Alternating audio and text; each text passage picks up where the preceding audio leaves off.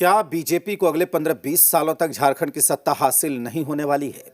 ये सवाल इसलिए क्योंकि इसी तरह का दावा झारखंड के वित्त मंत्री राधाकृष्ण किशोर ने किया है। राधाकृष्ण किशोर के मुताबिक बीजेपी से अब इस राज्य को कोई उम्मीद नहीं है और वो 15-20 सालों तक झारखंड की सत्ता में नहीं आने वाली। राधाकृष्ण किशोर के इस बयान से राज्य का सियासी पारा चढ़ा हुआ है। 15 से 20 सालों के लिए बीजेपी सत्ता से रहेगी दूर। झारखंड की सत्ता में बीजेपी के लिए नो वैकेंसी।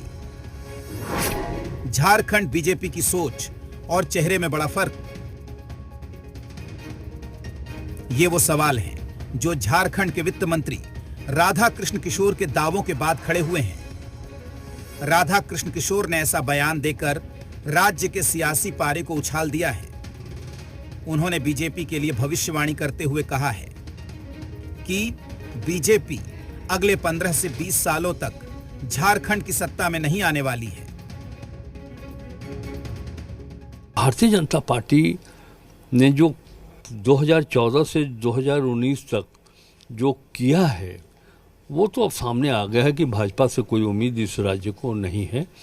और मैं साफ तौर पे कहूँगा कि भारतीय जनता पार्टी अगले 15-20 वर्षों तक झारखंड में आने वाली नहीं है। राधाकृष्ण किशोर के इस बयान का झारखंड मुक्ति मोर्चा ने भी समर्थन किया है और बीजेपी के लिए झारखंड की सत्ता में नो वैकेंसी का दावा किया है। देखिए, झारखंड की राजनीति में भारतीय जनता पार्टी के पास कोई वैकेंसी नहीं है। हेमंत सोरेन जी के सामने कोई चेहरा नहीं है नेतृत्व करने वाला, तो ये बात सत्य है।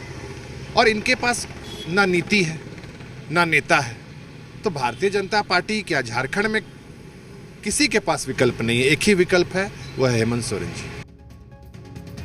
वहीं ऐसे दावों को लेकर विपक्षी दल ने भी शिद्दत से पलटवार किया है और वित्त मंत्री के अस्तित्व पर ही सवाल उठा दिया है। आपका कौन ठिकाना है कि 5 साल बाद आप कहां रहिएगा? कौन गारंटी है कि 5 साल बाद आप बीजेपी में नहीं जाइएगा? 5 साल बाद आप जेएमएम में नहीं जाइएगा या 5 साल बाद निर्दलीय नहीं हो जाइएगा? कौन जानता है भाई? अरे कहीं भी रहिए, राष्ट्र हित में सोचिए, राज्य हित में सोचिए।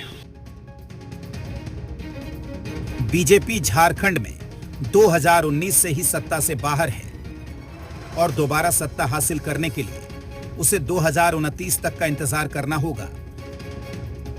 लेकिन कौन जानता है कि 2029 के चुनाव तक सियासत कैसे कैसे करवट लेगी।